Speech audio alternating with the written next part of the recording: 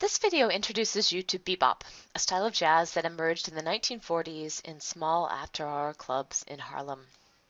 Bebop is jazz's classical music. It is extremely complex music, and perhaps for that reason never achieved the popularity of swing. After talking about some of its defining characteristics, we'll look at the musicians who created it and at selected important bebop compositions. Bebop featured smaller combos of virtuoso players who performed complex melodies, rhythms, and harmonies at breakneck tempos. The photo on your screen captures two of the great bebop players at work, Charlie Parker, alto saxophone, and Max Roach on drums. Many jazz compositions of bebop are contrafacts. A contrafact is a newly composed tune that is based on the harmonic progressions from a pre-existing piece. As we'll see, many new bebop tunes were based on the harmonies from George Gershwin's AABA 32-bar form, I've Got Rhythm. In fact, the harmonies of this song were used so often that they came to be known as the rhythm changes. One final thing to keep in mind is that bebop was not music for dancing and it was not music for the background of social events. Instead, it was music for listening, concentrated listening, serious listening. The first bebop musicians would play their swing and big band gigs until midnight, and then they would head to small clubs to socialize before turning in. Some of the Harlem clubs in which bebop was first played include the Onyx, Minton's Playhouse, and Monroe Uptown. And you can see an image of the Onyx on your screen.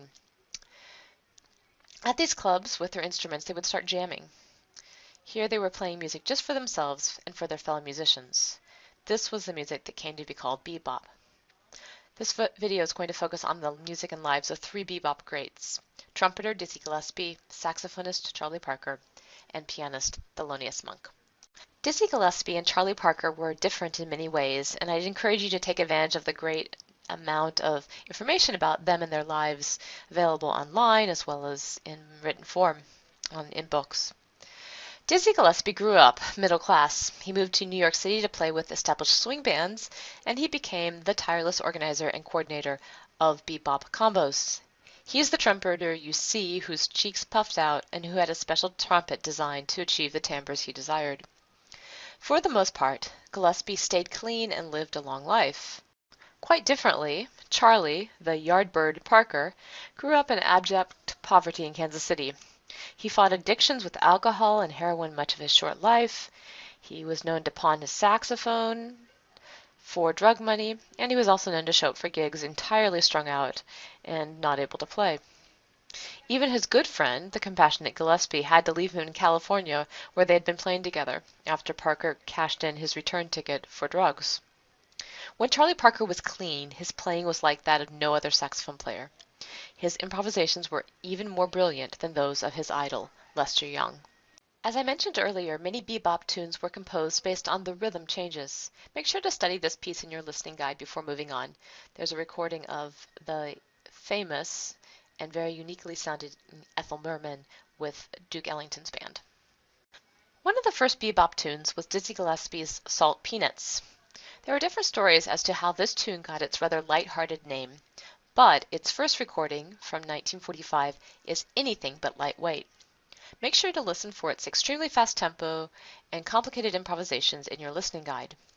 Then listen to the 1947 televised version, which uses a larger band, fewer and shorter solos, and a slightly slower tempo. The complex music of bebop was never very popular, and it was not infrequently considered elitist. It is very possible that the 1947 Dizzy Gillespie-led performance was an attempt to help audiences better understand the style. One of Charlie Parker's most famous tunes was Anthropology. Like Salt Peanuts, it is a contrafact based on the rhythm changes. In addition to featuring Parker and Gillespie, the performance includes two choruses of solo improvisation by bebop master pianist Bud Powell. It is Powell that you see on your screen. Be sure to study the piece in your listening guide. Thelonious Monk was one of the most interesting bebop pianists. His musical style was unique. He was known for his dissonant harmonies, asymmetrical and disjunct melodies, and percussive articulations that were balanced out by sudden and sometimes lengthy rests or silences. A highly creative individual, he kept out of the public eye as much as possible. Instead, he made copious numbers of recordings and ended up being one of the most recorded jazz pianists of the century. He was also a victim of a couple of unfortunate mishaps. On one occasion in 1951, police pulled over a car in which he and Bud Powell were riding. Narcotics, reportedly belonging to Powell, were found in a suitcase. Because Monk would not testify against Powell, he was stripped of his cabaret card, a cabaret card being the permit that entitled a musician to perform at venues that served alcohol. You can see Monk pictured on your screen together with Howard McGhee, Roy Eldridge, and Teddy Hill to his right, or to his left, our right. McGhee and Eldridge were important bebop trumpeters. Teddy Hill was a big band leader and manager of Minton's Playhouse, one of those premier New York City venues for bebop. Make sure to study Monk's tune Straight No Chaser in the listening guide on the course website. This ends the video about bebop.